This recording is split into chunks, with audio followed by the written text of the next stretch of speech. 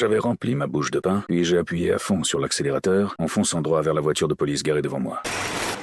À cet instant, les deux policiers se sont immédiatement énervés. Mais je n'avais aucune peur d'eux. Au contraire, je me suis approché d'eux. J'ai décliné mon identité de policier et je les ai même réprimandés pour stationnement illégal. Si j'ai agi comme ça, c'est parce que la nuit précédente, j'avais renversé quelqu'un en voiture. Alors je voulais masquer la fissure sur mon pare-brise. Même si les deux policiers étaient très en colère, comme mon grade était supérieur au leur, ils ont seulement pu s'excuser auprès de moi. J'ai finalement fait remplacer mon pare-brise. Mais ce que je n'avais pas prévu, c'est qu'en rentrant au commissariat, ils ont immédiatement organisé une réunion d'urgence. C'est à ce moment-là que j'ai appris que la personne que j'avais renversée la veille était un trafiquant de drogue recherché par Interpol. J'ai ressenti des regrets, mais je n'avais plus qu'à faire comme si je ne savais rien. Très vite, la police a lancé une opération d'arrestation. Pendant que tout le monde était sous tension, j'avais l'air distrait, parce que je savais que ce trafiquant n'était certainement pas ici. Mais dès que le commandant a donné l'ordre, tout le monde a foncé dans la pièce. Comme prévu, ils n'ont rien trouvé. En me promenant dans la cour, j'ai remarqué que le chien de cette nuit-là était aussi là. Cela m'a profondément intrigué. Je me suis donc mis à le suivre. Après avoir traversé un portail en fer, j'ai réalisé que nous étions sur la scène exacte de l'accident de la veille. Les traces de pneus étaient encore clairement visibles sur le sol. À ce moment-là, une voiture de police s'est arrêtée. J'ai immédiatement ressenti un certain stress. En voyant la voiture arrêtée sur le bord de la route, je me suis approché pour décliner mon identité, puis j'ai forcé mon calme et demandé pourquoi il était là. C'est là que j'ai appris qu'il avait reçu un appel signalant un accident de voiture la veille ici. Le conducteur aurait mis le corps dans le coffre avant de fuir. Je lui ai alors demandé qui avait passé l'appel, mais il m'a répondu que cela venait d'une cabine publique. À ce moment-là, mes collègues sont également arrivés sur les lieux et ont appris ce qui s'était passé la veille. Lorsque le chef a demandé l'avancement de l'enquête, un de mes collègues a remarqué une caméra en haut à droite. Cela m'a immédiatement rendu nerveux. Le commandant a alors envoyé quelqu'un vérifier les enregistrements. Je me suis avancé pour les arrêter, en proposant moi-même de consulter les vidéos. Mais comme j'avais été trop lâche lors de l'arrestation du trafiquant auparavant, le chef m'a refusé sur le champ. Même si je me sentais impuissant, j'ai rapidement trouvé un autre plan. Ce soir-là, sous prétexte de livrer un repas de fin de soirée, je suis allé dans la salle de surveillance pour récupérer des informations. Ce qui m'a rassuré, c'est que les caméras ne couvraient que des angles morts. Cette nuit-là, il pleuvait et il y avait du brouillard. Les images ne montraient que deux voitures Honda noires, impossible de distinguer les plaques d'immatriculation. Mais lorsque je suis rentré au commissariat, alors que j'étais sur le point de détruire les numéros de plaques, un appel provenant d'un numéro inconnu est soudain arrivé.